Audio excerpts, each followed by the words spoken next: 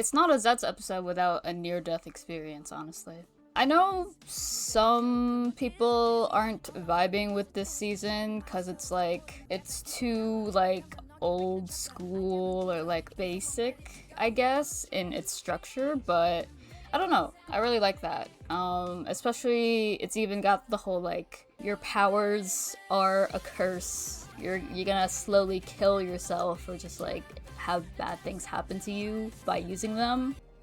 Oh shit. Gonna be honest, guys, I haven't watched the spin-off with Minami, so I don't know what's going on. Every time I see him now, I just can't help but think of dehydrated Alex Lee. I find it very interesting how, I guess, they don't hold back on like letting all of the characters interact with each other, really. I thought they were going to initially like keep Baku's double life or like a longer thing, but then Minami pretty much found out very early on, which I find very refreshing. I love Baku and Nem so much as a pairing. I know some people aren't a fan of how they don't let her as an individual do much, but I think she's like a really great foil to Baku as a character. Also, is this the part where everything goes wrong? This is such a great like shot. It's so like atmospheric and stuff.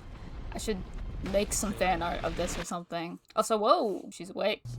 Yeah, I'm really loving this cinematic feel to a lot of how the show is shot. Also, honestly, Minami is like such a trooper. It's like every other episode, Baku's getting like put out of commission, basically in a coma, and she's freaking out, but for the most part, fine, you know? Let's see how locked in Baku does with the situation right now. We love a good bike scene.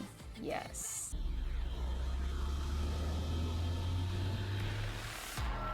Those VFX, like the particles and everything, they're so great. I'll be honest, this suit is not my favorite, but whenever we get a fight scene with this form, it's always very like fun to watch. It does have a very nice silhouette to it, you know, like he's looking real big and strong. Ah yes, I did get spoiled on this, unfortunately, because I clicked on the wrong episode, but like, what is going on, guys? I saw that and I was like, what? Like, I don't remember that. Okay, what's the lore on this?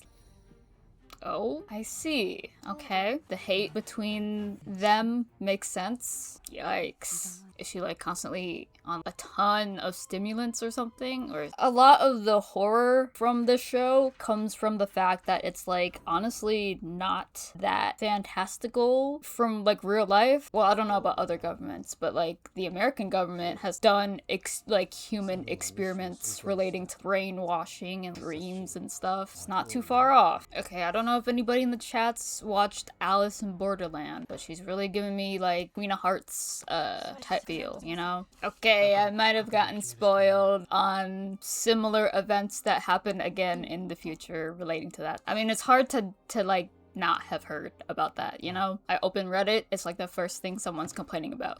I was like, holy shit, what was Minami that strong? I see why, like, this has been such a hit with, us Westerners, you know? Like, everybody in this show is strapped up. The color grading in this scene is very good for, I don't know why it stands out to me out of nowhere. I never expected that out of, Baku of all people. Holy shit.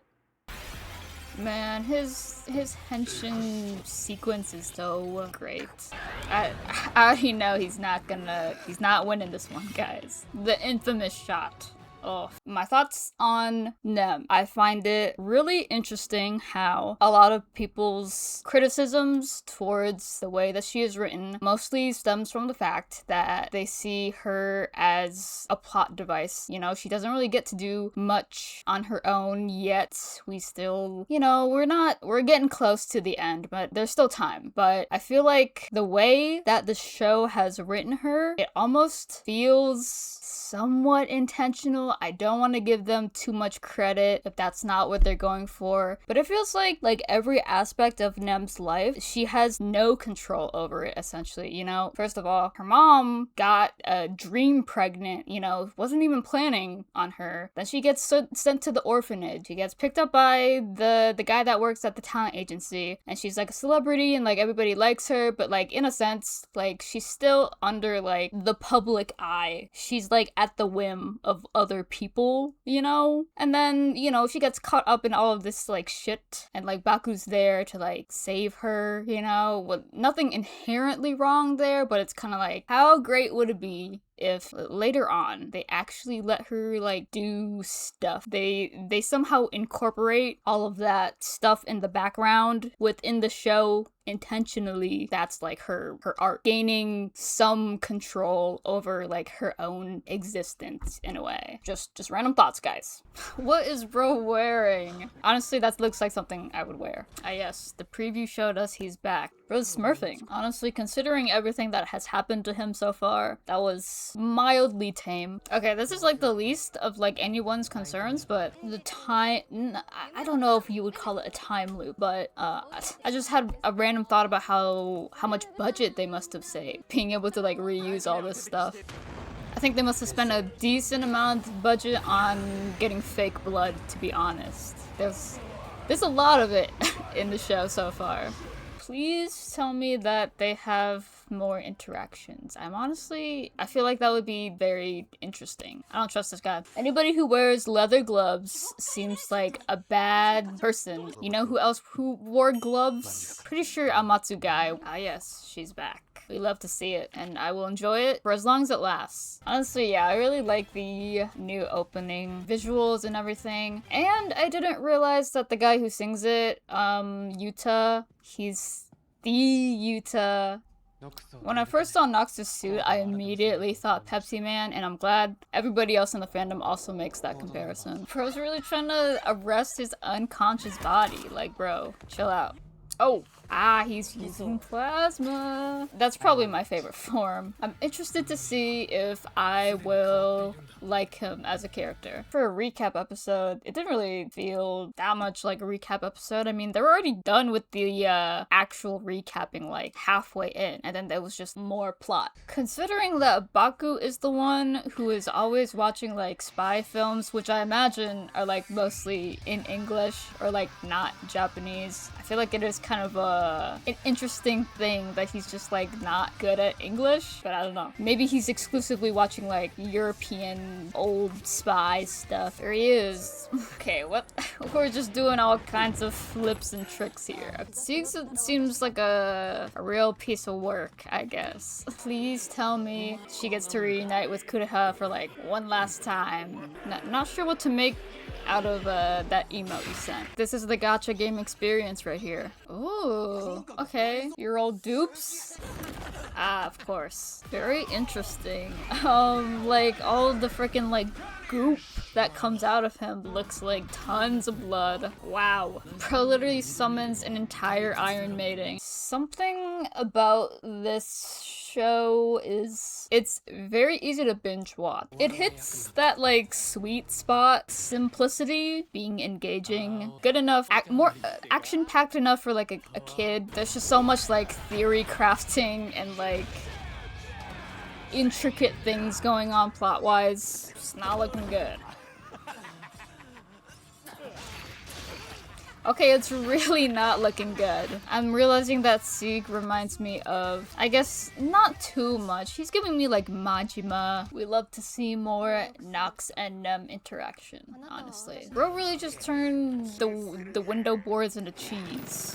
He's like her, a dad figure in a way. The whole family is together now. She looks really good with this, like, specific style of makeup and the contacts and the hair. How the tables turn. He's trusting in him. Guess that explains why they're both so, like, fucked up in the head. Bro, what could you have possibly done for 1,000 years? Someone just predisposed to madness? Yeah, I feel like with this, job specifically, it's almost impossible impossible to not mentally break down at some point. That's a tall order, Baku. Oh, are we just about to throw down for 1v1 right now? Whoever's doing like the storyboarding or like the shot composition for this season, like keep them employed. That seemed a little easy, guys. I'm scared. He has a lot of aura. I admit that. What's going on? It's a little awkward of casting for this dream. His henshin like jingle, it goes hard. I won't lie. Oh my god, he's the alpha male. The wolf inside of him is just like coming out because of the moon. It all makes sense. Dang, this is a really cool like monster design. Minami's turning into a furry. Yo, I was just joking. I didn't think she actually was. Cat girls are all the rage. I can't say I disagree with you. That's very true. But when are we gonna get cat boys? Okay, when is that gonna trend?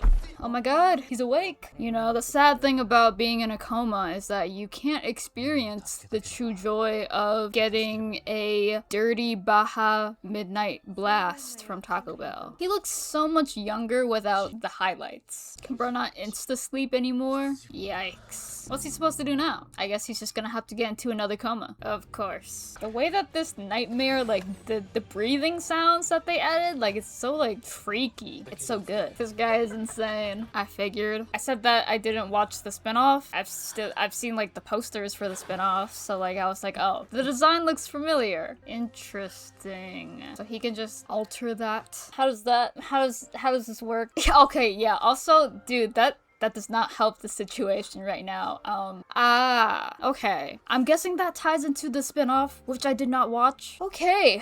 Wow. How many episodes did we watch? Like what? Within 8 episodes, we learned that was a lot. It's a lot to process. Sieg in general, that's a lot to handle. Somehow they're managing to answer all of my questions and yet create like 10 more. It does all like tie together in the end. And like the thing with Zeztz, it's like feels like such a small cast, I guess, compared to like some other series in the franchise. But because of that, you know, everything can like properly tie in together. Everybody gets like their own slice of the pie, I guess, story-wise. I was already enjoying Zeztz before. Now that I'm catching up, I still like it as much as I did before. So I would love to see more stuff about the lady and like see their journey to how they became the way that they are now. The Nox and Nem interactions, because I was like, okay, I love Baku and Nem together, but it's like, it's just been like them for like so long. Getting the little scene,